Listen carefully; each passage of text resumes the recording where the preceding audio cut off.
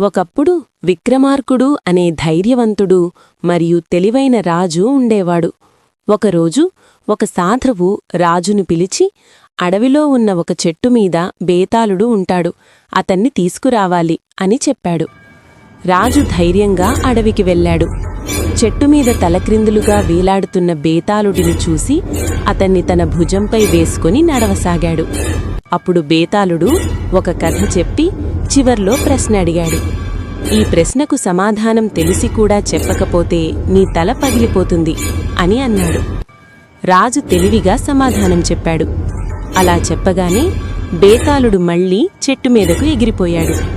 అయినా రాజు ఓపిక కోల్పోలేదు. మళ్లీ వెళ్లి బేతాళుడిని తీసుకొచ్చాడు. ఇలా చాలాసార్లు జరిగినా రాజు తన ధైర్యం మరియు తెలివితో చివరికి విజయాన్ని సాధించాడు.